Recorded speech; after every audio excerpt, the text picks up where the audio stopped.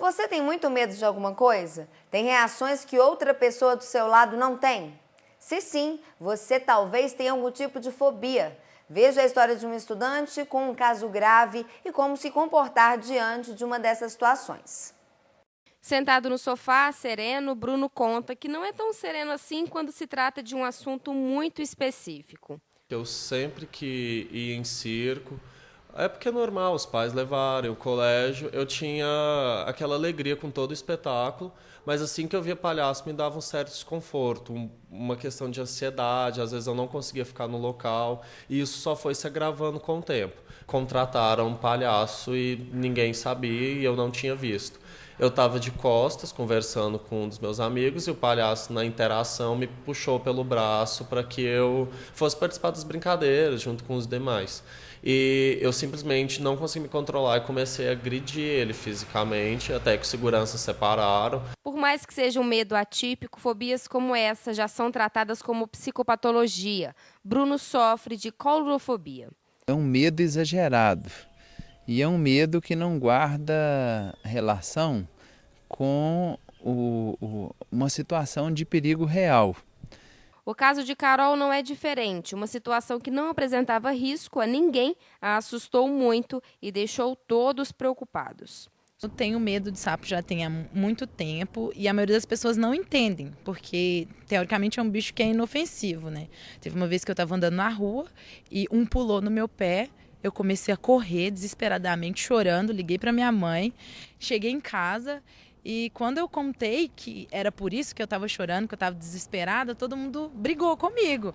Assim, você fez todo mundo pensar que tinha sido assaltada, alguém tinha corrido atrás de você. E era só um sapo, mas para mim não é só um sapo.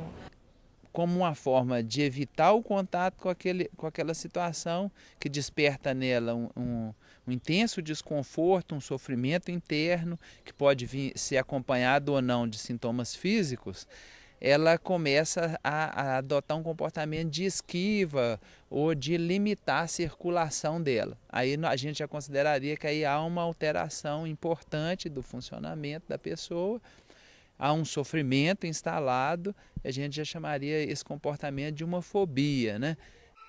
Diante de tantas informações e grande carga emocional na pessoa, muita gente fica sem saber como agir, se é enfrentando medo, evitando ou levando até para caso de medicação. Bruno fez terapia durante muito tempo. A ideia era tentar se acostumar gradativamente com figuras de palhaços. A terapia consistia numa sessão de basicamente 40 minutos a 1 hora, era uma sessão de conversa e ele ia tentando me acostumar, me adaptar à imagem do palhaço, porque o que mais me causava o pânico era a questão da maquiagem em si, os apetrechos e tudo mais. Então ele sempre colocava para mim assim no consultório, mesmo sem eu perceber ou saber previamente, um nariz de palhaço em algum canto, algo colorido em outro, uma foto pequena, um bonequinho mais discreto. E com isso ele ia conversando comigo, tentando me colocar naquele ambiente, me deixar confortável em um ambiente que tinha algo que remetia ao meu medo. Para cada fobia, ela vai desenvolver uma série de estratégias e passos para ela desconstruir aquela reação que paralisa ela. Então, são técnicas não medicamentosas e, em algumas situações, também se lança a mão de uso de medicamentos para alívio dos sintomas.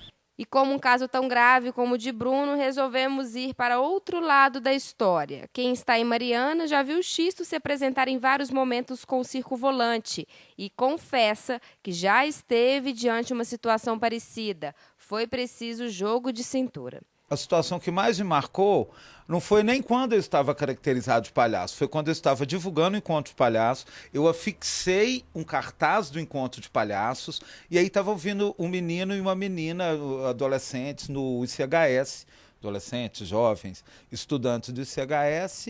Aí o rapaz falou, olha que legal que vai acontecer. Na hora que a menina olhou pro cartaz, ela deu um pulo e pôs a mão no peito e falou, ai, que medo, eu tenho um pânico de palhaço. E eu achei essa foi a situação mais inusitada, porque da criança, de alguma forma, você fala, né, você chega com um pouquinho mais de dedo, né, mas você vê que os adultos também, né, têm medo de palhaço. Mesmo com o bom humor, é preciso de apoio aos que estão em volta e de quem sente desconfortável em alguma situação. Desconfiar, deslegitimar o pânico não vai ajudar muito. A maioria das fobias, a pessoa se sente mais confortável quando ela está em ambientes protegidos e familiares.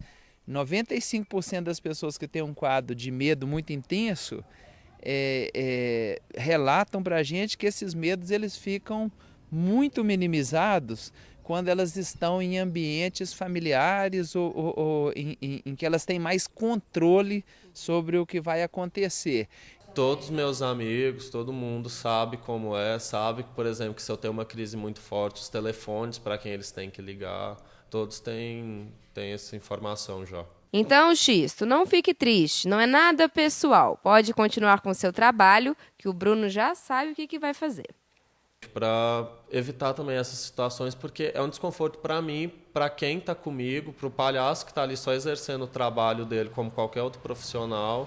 Então é uma situação que, como eu vi que eu não consigo lidar, eu sempre evito o máximo que eu posso.